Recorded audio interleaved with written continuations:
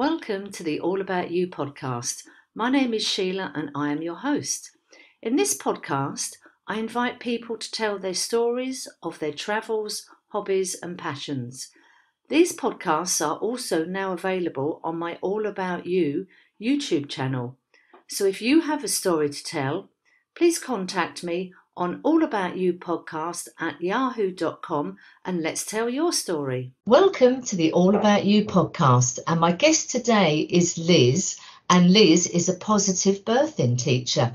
Liz, welcome to the All About You podcast. Thank you, Sheila. It's good to be here.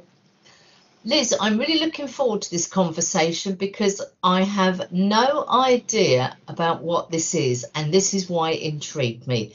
So can we start by talking about what a positive birthing teacher is, why you would use one, and how would I find one? Certainly, we can talk about all of those things. It's a subject I quite like talking about. So positive birthing is about empowering the mother to have the best birth experience that she can have with whatever kind of delivery she ends up having. A lot of people that are attracted to it are attracted to it from the natural birth side of things. They are often people who are looking to go for a birth that doesn't involve any interventions or as minimal intervention as possible from the medical profession, and quite often want to avoid having drugs, pain relief and that sort of thing. But that's not all that it's about. A lot of people get confused about it, but it is about empowering a mother to have the best possible experience of childbirth that she can. And this is done by education, really. Educating someone about what to expect during childbirth, empowering them to take decisions for themselves and not be kind of guided to do what's best for the medical profession that's often attending them. Do get a variation of people coming to you. You sometimes get a first-time mother who's just a bit scared of the whole thing and wants to educate herself, or you might get a second, third-time mother who's been through it all and wants to enjoy the experience more. There's not many people that approach it thinking they're going to enjoy childbirth. Most people find the whole thing quite terrifying, and it has a bad reputation, but it doesn't have to be like that. And I am trying to help people to understand there's another way to view childbirth. It doesn't have to be a painful and traumatic experience. It can be a very joyful experience. So having trained to be a clinical hypnotherapist so that I could go down the route of learning how to help people to manage their own feelings through childbirth, I then went on to do specific training course through Catherine Graves, who's a well-known hypnobirthing teacher. And as I said to you before, is the name hypnobirthing is the worst thing about the whole subject, because it isn't just about hypnosis. It's about educating people. It's about empowering people, and then using an element of self-hypnosis to keep calm and under control in those circumstances. I mean, there are so many points there I'd like to unpick. I haven't had children myself, so this is very much uncharted waters. However, I have had a lot of conversations with people who have had children. They're all very different. Everybody's experience is different. You can understand from the medical point of view, they want to make it as safe as possible for baby and mother, whether that's in the medical environment of a delivery suite, whether that's at home in a birthing pool, or occasionally people who get their delivery experiences in the back of an ambulance, in the back of a car, or basically in the cupboard under the stairs. And that's a true story. Somebody I follow on YouTube, she's had 2 children, and both of the children were born within sort of half an hour, and she didn't even have a chance to get outside the front door. So literally, wow. She was almost in the cupboard under the stairs, wow, having her baby. So she's just one of those people that speed was of the essence. So I can understand when you decide to have children, and I think that is one of the most serious decisions you make of your life. You want to make it the best decision for you and your baby. And that's when I think this whole plethora of different experiences. Do you want to be in hospital? Do you want to go down the epidural route? Do you want a natural birth as far as possible? So it's a minefield. And I think what you're doing to make it as pleasant as possible has got to be phenomenal. That's what makes me passionate about this subject as well. I have 4 children, very grown up, needless to say, and 7 grandchildren. And I didn't have particularly good birth experiences. And I came late to this whole subject of positive birth. But once I kind of got the idea into my head and the understanding of what it entailed, I just feel really passionately that we need to spread the word a little bit, because childbirth has got a really bad press. If you watch a TV program or a movie, if a woman goes into labour on screen, invariably her waters break in a really inconvenient place, and it's followed by extreme pain and lots of screaming and an emergency trip to the hospital. But the truth of the matter is, very few women go into labour in that way. The waters can break at various different stages. It isn't necessarily a sign that you're in labour. You know, it can happen days before and be an indication that you're going to go into labour soon. Or, as my daughter, she was in the birthing pool in my living room and her waters broke while she was labouring. You know, it was just shortly before the baby was born.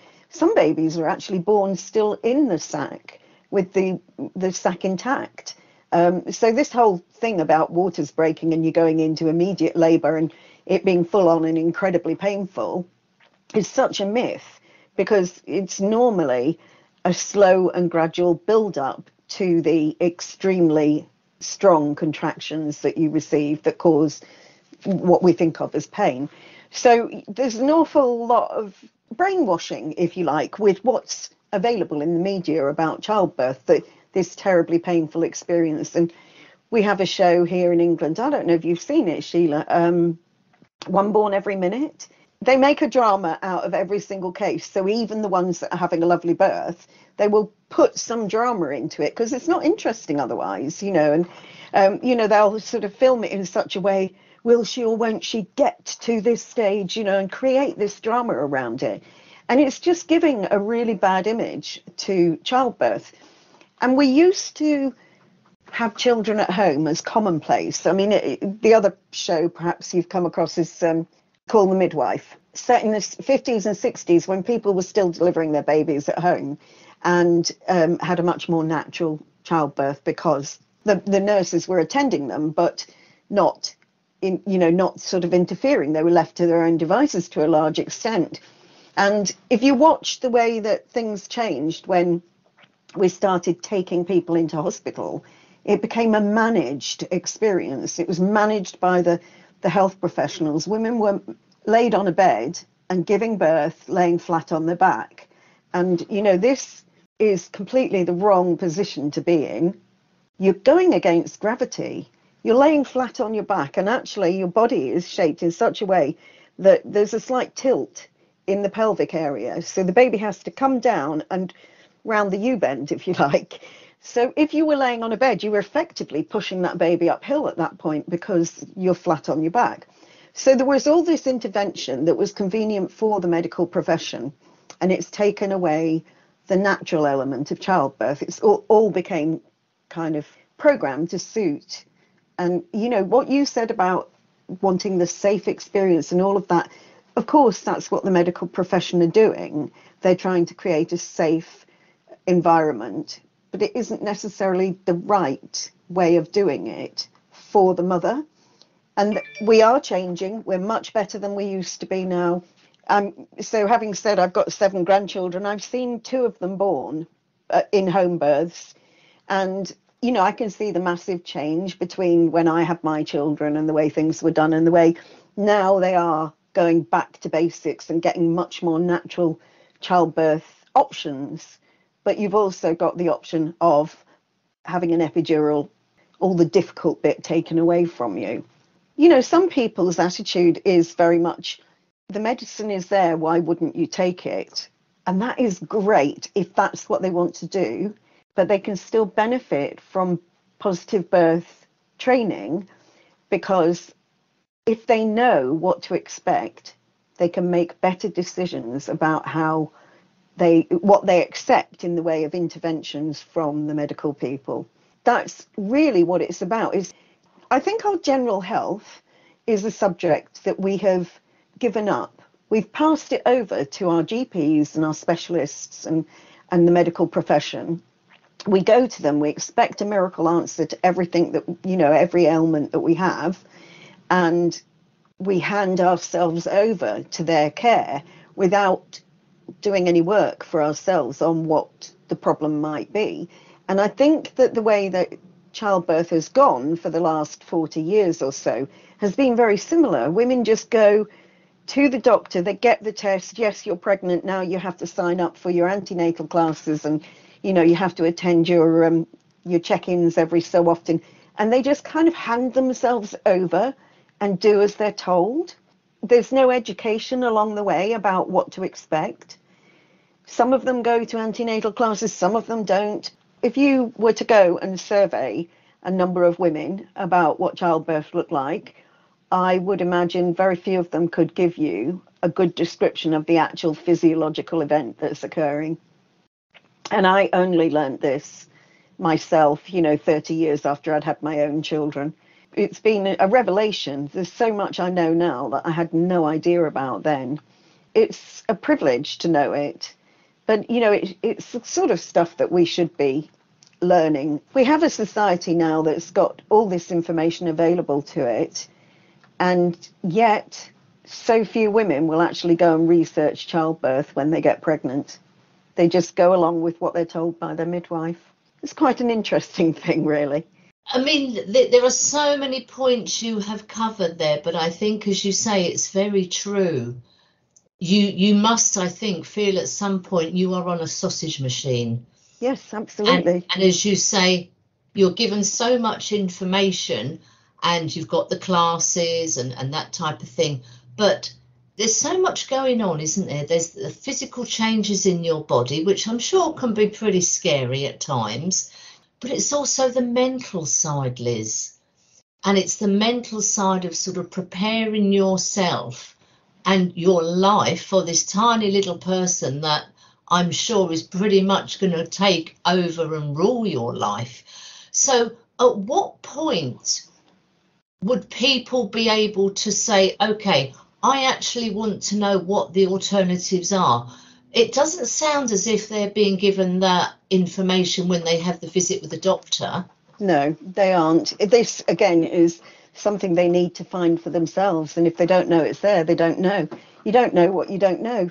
So, you know, if you haven't crossed the path of this information, unless you go looking for it, then you're never going to have it. And it is simple as that, really. My daughter she gave birth in November, as I say. It was beautiful, fantastic. It was everything I could have wished for her. But she has friends who are giving birth around the same time, and they're not engaging. I have worked with some of them, but they're not engaging to the level that she engaged with the positive birthing, because they were still fearful of the whole experience. You do need the person to be interested and on board with the possibilities of what you can do with a positive mindset, because it's not something you can force on anyone, or should force on anyone in any way, shape or form. They have to want it. They have to want to really take that power for themselves, because it is about empowering people. It is about them being in control, making the right choices for them. And not everybody sees the world in that way. And I don't like to give my power away, which is probably why I'm quite passionate about this. I would, make very different choices now if it was me going through this process. I think the first of my grandchildren that I saw born at home was my inspiration to become a positive birthing trainer, because she hadn't had any training in that way. But she had already had a child 11 years before, and she didn't remember it being difficult or uncomfortable or unpleasant in any way. So she went into this planned home birth with the expectation that she would have an easy time. And she had an easy time. She laughed her way through the contractions, which, I mean, it was remarkable. I arrived and she was clearly quite far along in her contractions, and she was just giggling every time they happened.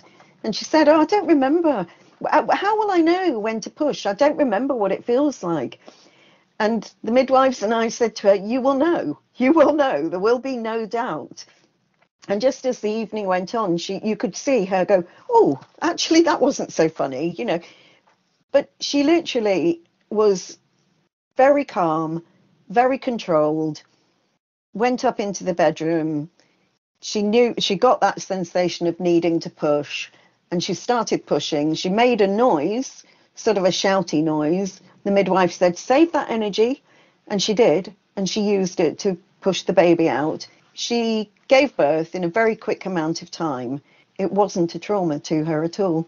It was lovely. It was just so inspiring, and inspired me to go on to try and show other people that there is another way other than having the drama and the pain and the difficulty of childbirth. In that instance then, Liz, you were working alongside a midwife. I wasn't even trained at that stage. I was just attending the birth of my granddaughter. I actually thought I was going to be just making teas and coffees and helping, you know, just being around on the day. But I was invited into the room, which surprised me. This wasn't my daughter giving birth. It was my son's partner giving birth.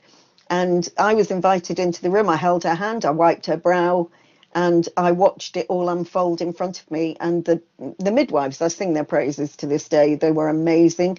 I think midwives are amazing. I think wherever they work, they're incredible. They have a hard job to do. In most cases, it's a good outcome, but there's a lot of responsibility, massive amount of responsibility. I say, if you're having a baby, you want a midwife in attendance and not a doctor, because the midwives attend everyday birth. They know how to help a mother give birth when there are no complications. If you have a doctor come and attend, they are used to dealing with complications, so they are looking for solutions to complications. A midwife will help you go through it all naturally. So, Liz, as a qualified positive birthing teacher, what would be your role? Let's imagine are you attending in a hospital or just in private homes? I educate before the event. I'm not often at the event. Where I've attended my grandchildren, that's a different subject altogether. But generally what would happen for a positive birthing teacher is that the parent would get in touch, and I should say I prefer to teach the couple, assuming we've got a mum and a dad or a mum and another parent involved. Teach them as a couple, or whoever the birthing partner is going to be, because sometimes these are single mums. So whoever the birthing partner is going to be on the day, because it's about creating a situation where they can manage together this event. And the birthing partner has a role, a very important role. They are the advocate for the birthing mum. So you would have both of them in, educate them. This is a course of education, and it's about the physiological experience as much as the psychological experience. If they understand what is happening to their body during the process of labour, they're going to be less scared of the situation.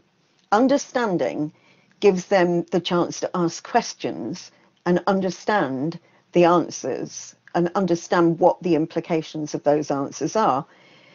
But given that we're talking about a relaxed childbirth, and there's an element of self-hypnosis involved for those mums that can achieve it, the idea is that the birthing partner is the advocate and the buffer between mum and the medical profession attending, because we want mum to learn how to relax and focus and breathe and breathe that baby into the world without distractions, because each distraction is taking her away from her hopefully positive place that we've achieved through this training.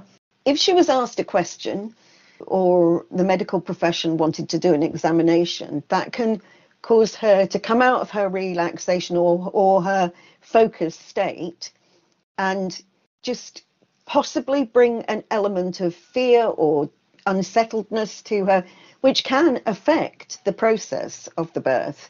So we don't want her constantly interrupted by questions and examinations, and the birthing partner is a buffer. And hopefully, if they've done the learning together, I mean, this is all ideal world stuff, it doesn't often happen like this, but this is the ideal world.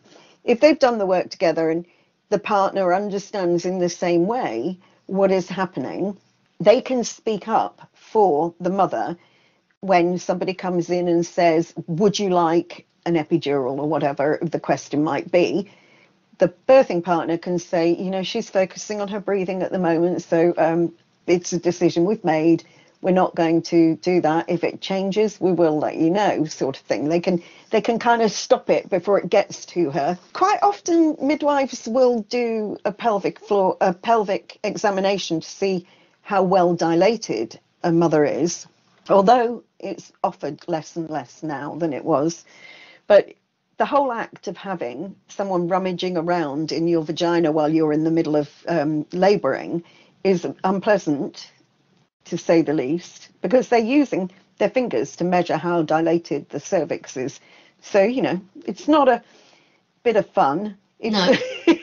It's rummaging around down there, and it's not a particularly nice experience. But given that mum is probably in the process of having contractions in between, it can be quite uncomfortable. So it doesn't really feed very much information. It will tell you right there and then roughly how far dilated mum is, but that can change in 5 minutes. It can change in 10 minutes, or it can be another 3 hours, So it's not a particularly helpful thing to do, but it is a practice that they still do offer.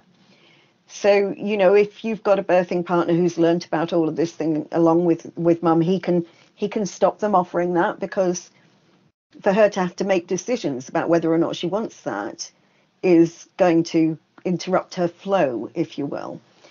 Now, this could be going on for quite some considerable time. So it's like I say, it's an ideal world where you're going to kind of minimize the interruptions to her being really relaxed and chilled out. But there are so many elements to the whole thing. The physiological thing, there's so many things that people don't understand about how childbirth occurs. And one of them is that amazing dance that there is between the baby inside releasing hormones that trigger hormones in the mum. So you have a situation where when a baby is ready to be born, it releases some hormones, which then go on to trigger other hormones in the mother, which start the contractions. So we have all these ideas about how you can, if a baby's not here, you can do this and you can do that to prompt it to come out. Castor oil was one in the olden days, and you have raspberry leaf teas now, and, have a good curry, have some sex. Sex is actually probably one of the best ones, to be fair, but I'll explain that later. But, there's all these old wives' tales that you can do that.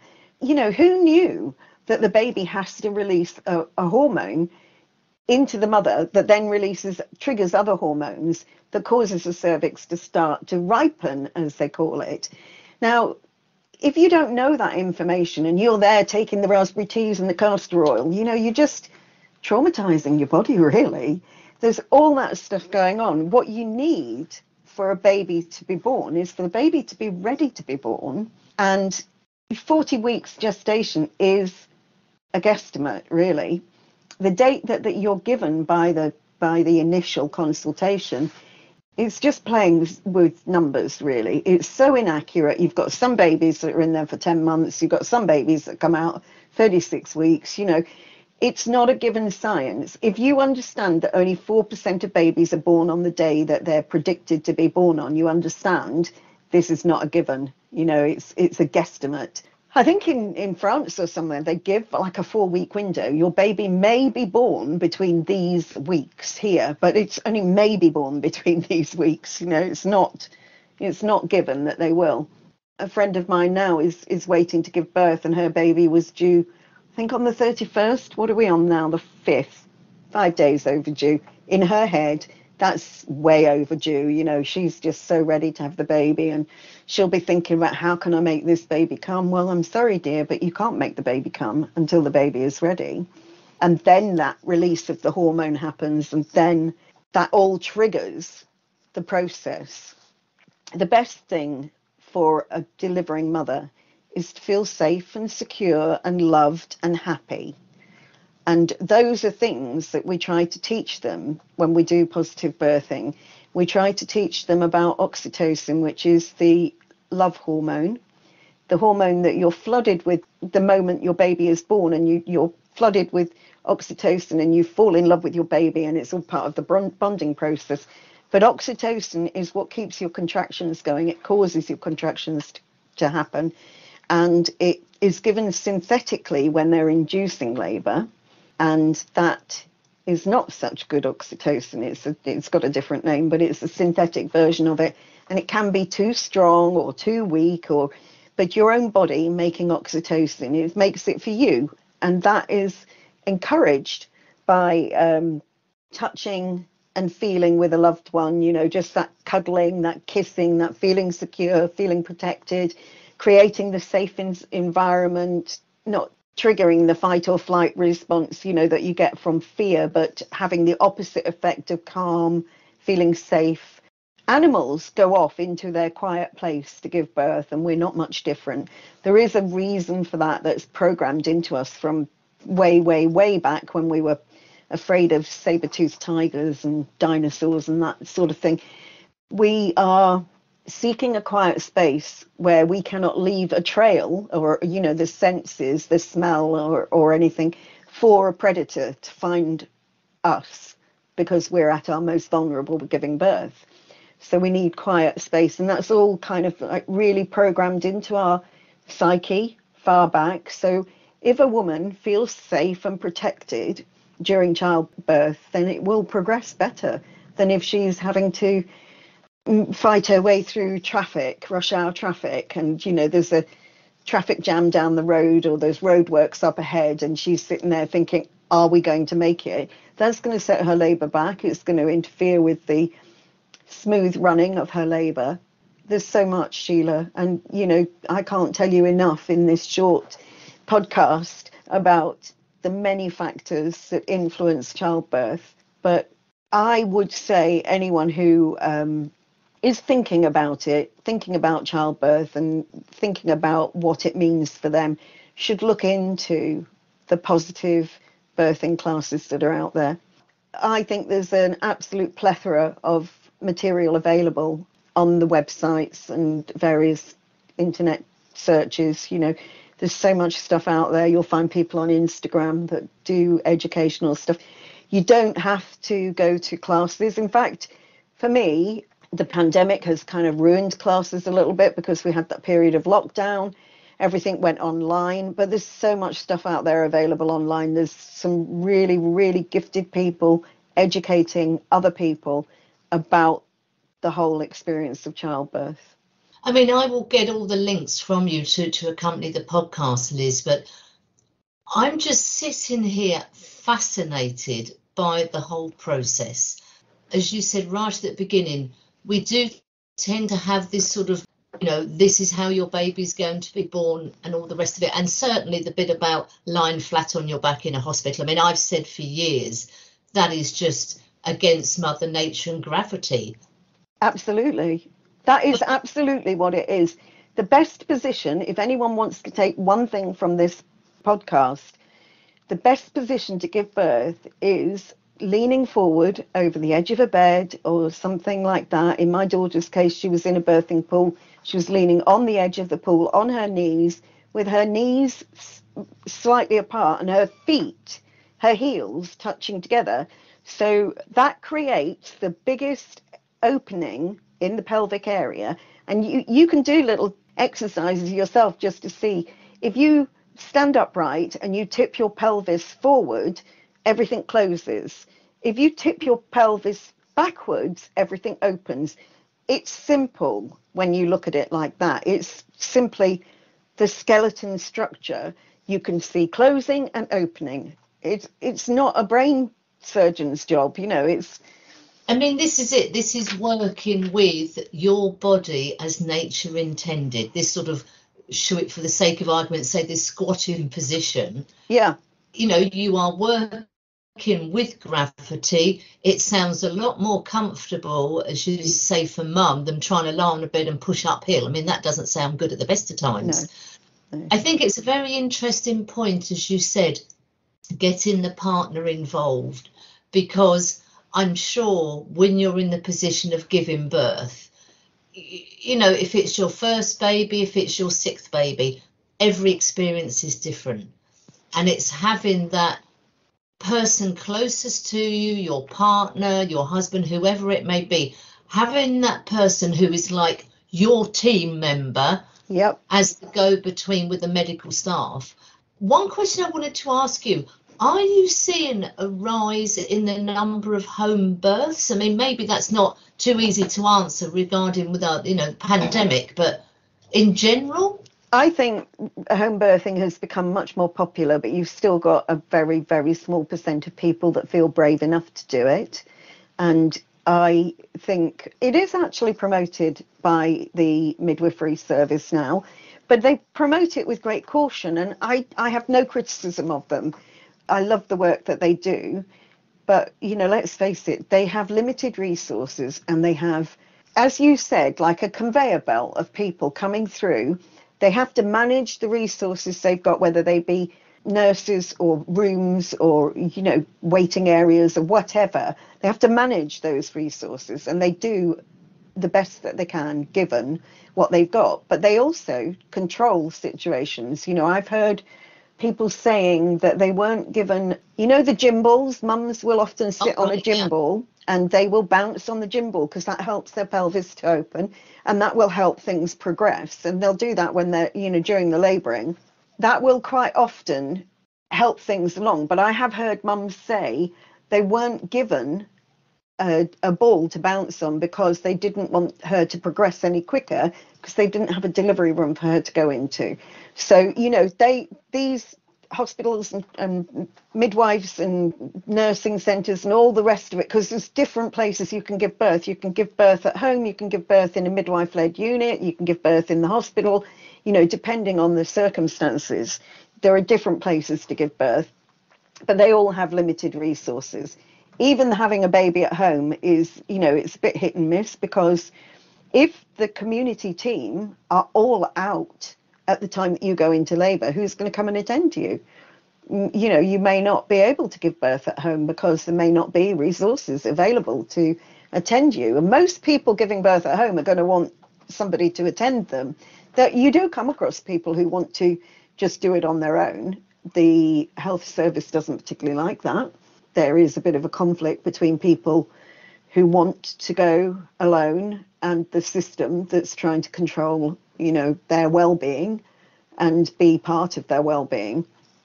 But there are people that make the choices to do it on their own and kind of go against the advice that they're given. They're few and far between, and they're very brave people who do that. Then there are people who give birth at home in a controlled environment, and it doesn't have to be perfect in any way, shape or form. Nobody's saying you have to have a really spotlessly clean house, or that you have to have any particular equipment in there. The birthing pools are available to hire, which I didn't realize until my daughter was having her baby at home. You hire a pool, it's a bit like the jacuzzis that you can hire, except it's got like a sterile liner that comes with it, and you fill it up and you give birth in that, and in your living room, wherever you've got the space to put it, and walk round. That's all they ask for. Be able to walk all the way round, because we may want to examine mum from some angle or other. That's all that's required. So yes, birthing at home has become more popular. Birthing pools are more popular than they used to be. They're available in hospitals, in particularly in the midwife-led units, which is where women are able to go.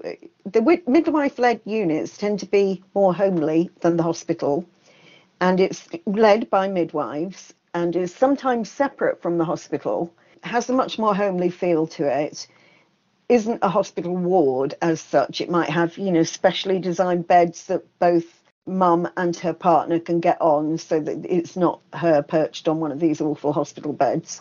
It might be lower down. It might have a birthing pool in the room with them. They'll have equipment like they have ropes that hang from the ceiling for women to just hang on to and just, balance themselves against. They have soft lighting and mood music in there that you can play your playlist through and that sort of thing. So some of those can be really homely and feel like you're having a home birth. Every mum is going to want her own experience, hopefully positive.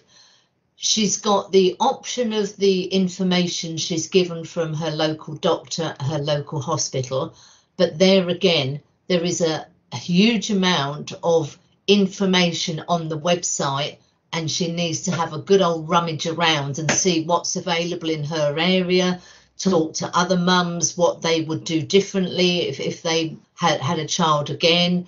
And it's really, as you were saying, instead of just giving everything over to the hospital, take the time, do your research. Think about what kind of birth you want. Absolutely. You may decide you want to go down the high-tech medical route, but you've got time during that 9 months to think about it. But I do think, look at all the research out there, talk to other mums, talk to other people, the grandmothers that have recently become grandmothers, and what was the experience for their daughter.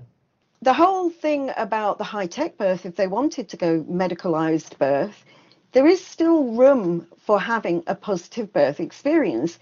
If you are educated, if you know what to expect, if you work on your breathing and you think positively and you think calmly, you can enhance that experience even further. We're taking the trauma out of childbirth. We're making it a more enjoyable experience for people. And, that's the big thing. Take the trauma out of it, make it more enjoyable, regardless. People go for cesareans. So this is a little fact that I didn't know. There's a thing called a gentle cesarean now, and that is an entirely different cesarean to the one that you see where they, are cutting open a woman in a panic situation. If you are having a planned cesarean for any reason, you are allowed to ask for a gentle, it might not be available, but you can ask for a gentle cesarean. If your hospital are providing it, it entails lower lights, quieter environment, soft music playing. They open the mother up, they pull the baby part the way out, and then they let the baby make its way out on its own. I've seen it on a video. It's incredible. You would not think it could happen, but it does happen. And it's quite remarkable. There is additional stuff to that. There's the fact that babies who are born by cesarean often have they haven't gone through the birth canal, so they haven't picked up the mother's microbiomes. And I don't know if you're aware of how important microbiomes are, that it's becoming a big subject now. It has to do with gut health, overall health, immunity, all of these things. When a baby travels through the vaginal passage, it picks up its mother's microbiomes. Then they have chest to chest and it gets some more microbiomes. Then it goes over to dad and has skin to skin and it gets some more microbiomes. And these seed the baby's own microbiome network and immunity. A baby not going through the birth canal won't pick them up, and they will have a possibility of more physical illnesses as they're growing up because of it. It is possible to, if you're having a planned cesarean, for the doctors and nurses, take a swab from the mother's vagina and seed the baby with the microbiome from the mother's vagina. This is something I never knew anything about.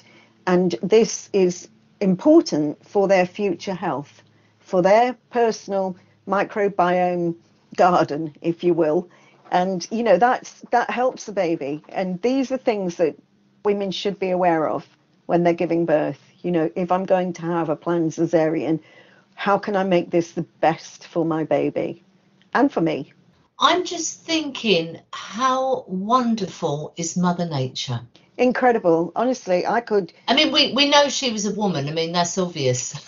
Absolutely. Absolutely. But how Do you clever. know that the woman's chest will get warm just after birth because baby's coming up there? Let's keep the baby warm. You know, there's all that oxytocin flooding around. She falls in love with her baby. She can't resist it. Even the dad has hormone changes during his partner's pregnancy. Really? Absolutely. Testosterone drops. You have to take it very carefully to tell men that because they get very, very Very concerned. defensive, I should imagine. It does come back, but it allows them to become closer and warmer and kinder during the pre-birth and when their baby comes, helps them to fall in love and bond with their baby. Shortly, you know, sometime later it comes back to normal. I mean, that is just fascinating. It's absolutely incredible. I mean, I could go on. Did you know the baby goes down sideways and then turns so the baby goes down in the initial part of going into the birth canal, into the pelvic area, goes down sideways because that's the way its head will fit into the pelvic bowl best. And once it's in, it then turns around. And baby does that all by itself. All by itself. Mother Nature had sussed out how best to get that baby out of there. I mean, I'm still thinking back to when you said about the baby releases hormones when baby is ready to come out. I mean, who knew? Who knew? I certainly didn't know. No. Well, I didn't until I started doing all of this training. I learned this on my Catherine Graves Hypnotherapy Training. It's a marvellous course. I do recommend it to people. And, you know, that's to train to be a positive birth trainer. But if you're on the receiving end of that training as an expectant mum, you learn so much. I mean, I know a couple of people who are actually pregnant now, and I am so going to make sure they listen to this podcast. I'm not sure what the situation is here in Spain, but, you know, they need to listen and then speak to their local health centre and find out what's available. And you don't have to be anywhere where it's available now because everything's available online. Yeah. We have a mutual friend, Trish, and her daughter-in-law read the Catherine Graves birthing book. She didn't do any classes, but she had a far better experience after reading that than she had done on her previous birthing experience. And she gave birth with relative ease and said it was down to the book. Wow. So we need to put a link to that book with the podcast. And I mean, Liz, what a fascinating conversation we've had. I mean, I've been quoting these facts left, right and centre because I think they're just mind-blowing on the capabilities of mum's body. I think there's so much more that the body does, you know, we are unaware of. You know, just there's so much information out there now about health in general. Just that stuff about the microbiomes, I can get passionate about that as well. You know, if you listen to someone like Michael Mosley, who are two well-known guys that talk about microbiome and the effect it's having on our overall well-being, the link between the mind and the gut is, you know, they're now saying that the gut has like brain tissue. It's made up, some of it is made up of the same tissue that our brain is made up of. So when you feel things with your gut, it is a real thing. It is actually like the same kind of neurological responses that your brain has. So, you know, there is so much information out there about our amazing bodies. I mean, I guess that is that gut instinct, isn't it? Yeah, you know, your gut is telling you, no, don't do this, or you're getting a reaction to it. It works like a brain. Yeah. I mean, the amazing. I mean, I'm very much interested in the human body, and it really is meant to repair itself. Yes. If we just give the body the right condition, whether that's rest, whether it's sleep, whether it's water, good food, whatever it is. If we give it the right things to allow it to repair itself and do its job. But unfortunately, we haven't got time. Just give me the pill. Let me take the pill. How many times a day? And that's it. As opposed to thinking, okay, why have I got this headache? Do I need, to get my eyes checked? Am I feeling stressed? Have I not had enough to drink today? Is there something worrying me? We tend to just give me the pill and I'm going to carry on. And that's where it goes horribly wrong. The body is pretty forgiving and it will let you get away with so much. And then I believe it will say, okay, we've given you lots of hints. You've chose to ignore them. You've overridden the natural system. We're going to make you stop. And that's when you're in trouble. Absolutely. And I am doing a lot of watching and reading and videos and the like of the connection between stress and our overall well-being, and also the energy that we put into our body with stress, that then is all messed up. So there's a guy called Joe Dispenza, Dr. Joe Dispenza. I don't know if you'll have come across him. And I've just watched an entire series of his about the connection between stress, energy, and our general well-being, mental and physical well-being. And it's fascinating, really, Sheila. It's, subjects that I can really get on board with. Hypnotherapy and meditation are very similar conditions. When I perform hypnotherapy on people, I get them really relaxed and quiet their mind and address the subconscious mind. When you are meditating, you're clearing the mind, calming the mind. And when you calm the mind, everything has a moment to repair itself. While that calm, when you're desensitizing yourself from all the triggers that set you into panic mode or worry or anxiety. We very, very rarely live in the present moment. We're all thinking about the future, anxiously thinking about what might come. We're thinking about the past. We're worrying about the past. We're affected by the things that happened in our past. But actually, the only thing that really matters is now. The only time you're really engaged with now is when you're meditating. Liz, I can feel a second podcast coming on to cover this subject. Liz, before we finish, is there any final advice, any final comments you would like to make on the birthing experience being positive? Well, don't take my word for it, because I'm saying to people they should go out there and get educated. And I would always encourage people to find the information for themselves. So I've just given you a bit of an idea about the things that are out there. One thing, it isn't one size fits all. So go out there, read your information, check whether what I've said is correct. I quote things. I'm not perfect. I probably quote them incorrectly sometimes. 4% of babies are born on the due date. Maybe that figure is incorrect. I don't know. But last time I checked it, it was right. I will also say that the World Health Organization says that an induced labor will be a longer and more painful experience, and that induction should only happen when there's a medical reason and not because a baby is overdue. That, last time I read that on the World Health Organization, that's what it said. Things do change. Don't take my word for it. We learn, science is changing all the time, so information is changing all the time. Do your own research, find what works for you, be educated. If you're an intelligent human being, surely you would want to know what is happening to your body. And that's across the board, whether it be childbirth or just general well-being. You should know. It's your body. You know it best. Thank you so much for being a guest on the podcast. Thank you, Sheila.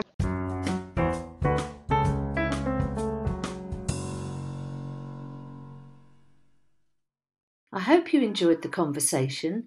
Please subscribe on whatever platform you are using. It is free, and if you would like to tell your story, please contact me on allaboutyoupodcast@yahoo.com and let's tell your story.